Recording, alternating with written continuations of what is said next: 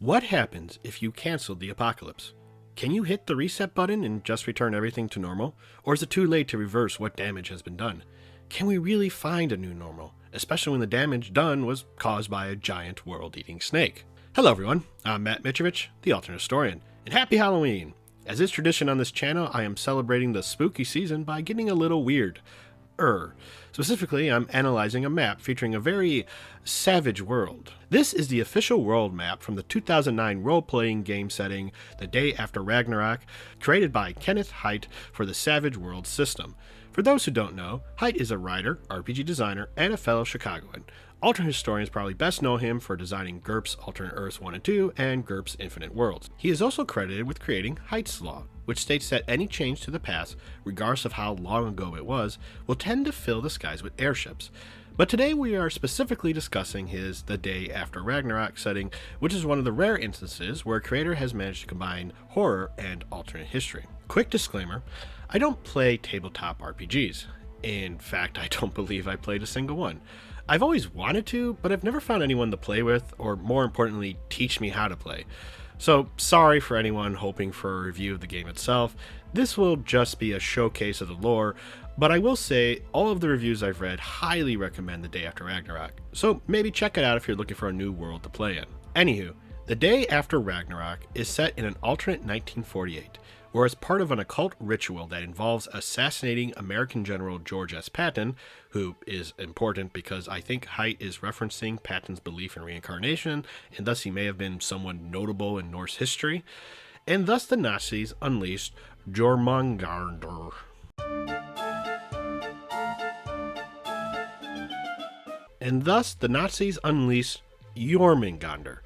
This is the giant serpent of Norse mythology who, in their apocalypse, aka Ragnarok, will rise from the sea and spit poison across the earth before being killed by the god Thor. The snake does indeed rise from the sea and destroy many American flotillas on its winding path toward Germany, where it was summoned, but in this alternate timeline, it's not Mjolnir which strikes down the world serpent, but the item bomb. You see, before this humongous snake could strangle the earth, American President Harry Truman orders a B-29 bomber to drop a nuke on the snake's eye, killing it. The death of the snake spreads radioactive venom across much of North America and other parts of the world. Monsters, especially of the giant snake variety, emerge from the contaminated land and waters, while beasts and humans are twisted into new, hideous forms. The sheer force of the serpent's body hitting the ground sent a tidal wave slamming into the American eastern seaboard, drowning cities from Halifax to New Orleans. Meanwhile, both Europe and Africa found themselves cut in two by the serpent's corpse that had smashed the nations, cities, armies, and people beneath it. Although perhaps Africa was luckier than Europe, since it appears that the snake's body came to rest mostly in the lightly populated Sahara Desert, nevertheless, the Horn of Africa got hit pretty hard, and the Suez Canal is no longer operational. Now, not to be nitpicky, but would a Hiroshima-era nuke really kill an animal that is wider than the Italian peninsula? I mean, the first nuclear bomb was devastating, but its area of impact is minuscule when compared to a creature that makes Godzilla look like an ant. Like, look at what happens when I use Nuke Map to simulate a nuclear attack on my hometown.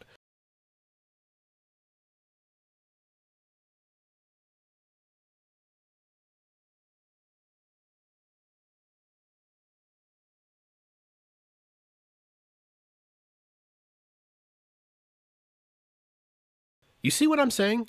Zoom out far enough and you can't even see the blast damage, and yet the snake's eye can seemingly be seen from space. At best, a nuke this size should only be able to blind the beast in one eye, not slay it completely. But I am nitpicking, so let's not ruin a good story with plausibility. Anywho, back to the map. Now, you can find a black and white version of the map in the gamebook, but this color version is better for our purposes. The map itself was designed by Haidt and Hal Mangold and features Earth post-Serpentfall. It also makes the planet look like an apple with a worm sticking out of it, which is just neat.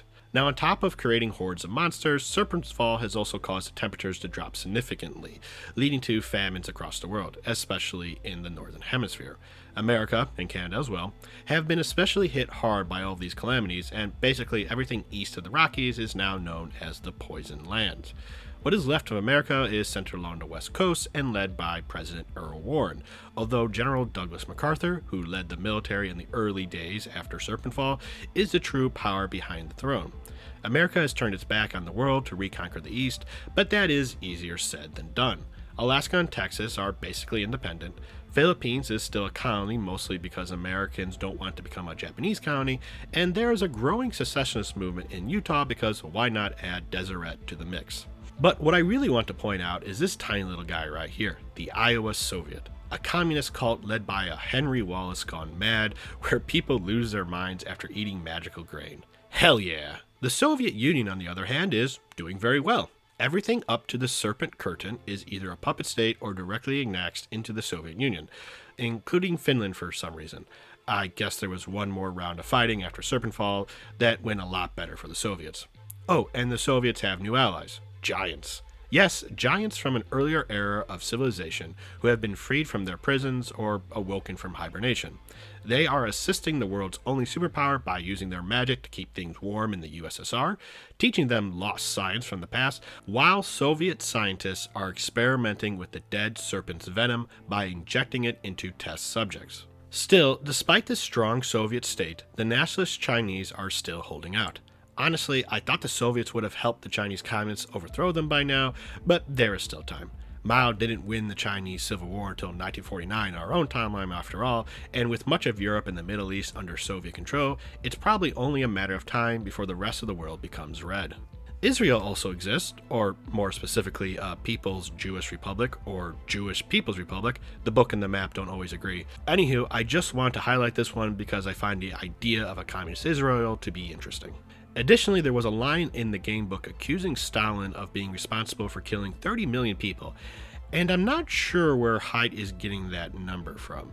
Older estimates usually put the number at 20 million, while most modern estimates of the deaths attributed to Stalin, which draw from information found in Soviet archives, at around 7 to 9 million. Now, that is still a terrible tragedy, but it's hard to imagine the Soviets would even have the manpower to hold off the Germans, much less deal with the aftermath of a magical snake corpse, if that number was 30 million. Anywho, back to the fake history. With America a mess, leadership of the free world has fallen to the British Empire, or what's left of it, since the snake is lying on top of all Britain, minus Wales and Cornwall. Sydney, Australia is the capital of the empire, with Henry IX ruling as king, who is Prince Henry, Duke of Gloucester, a younger son of King George V, and Governor-General of Australia from 1945 to 1947 in our timeline.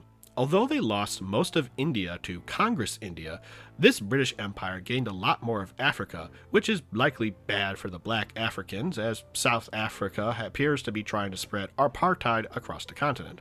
Unfortunately, Sydney probably couldn't do much even if they wanted to, since they need to hold the empire together as best as they can in order to extract anything of value from the snake's corpse. Bringing up the rest of the world, you have France, which is barely holding together as eternal strife between Gaulists, communists, and fascists threaten to tear it apart.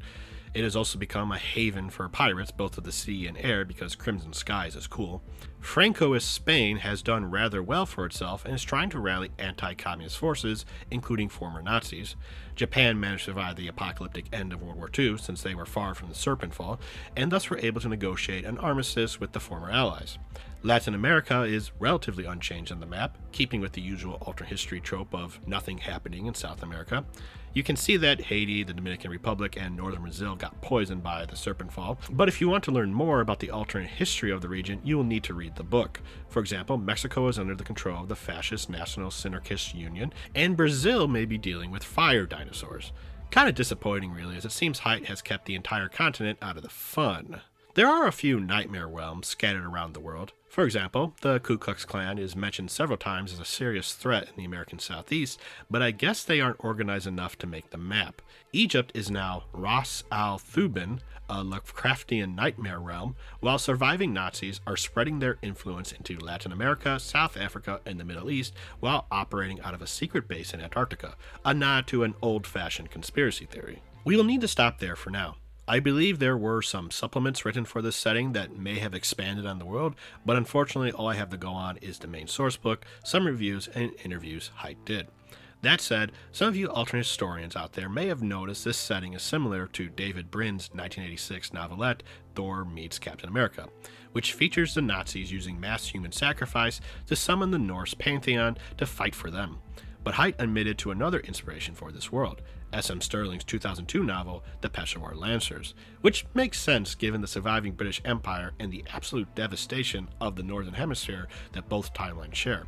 However, seeing Height say, and I quote, "I have my nits to pick with Stirling," end quote, in regards to the Peshawar Lancers, makes me think The Day After Ragnarok is another entry in the long-standing tradition of alternate history, where people rewrite Stirling stories in order to make them more plausible. But in conclusion, there are a lot of fun details in both the map and the book itself, showcasing all of the changes in this alternate 1948.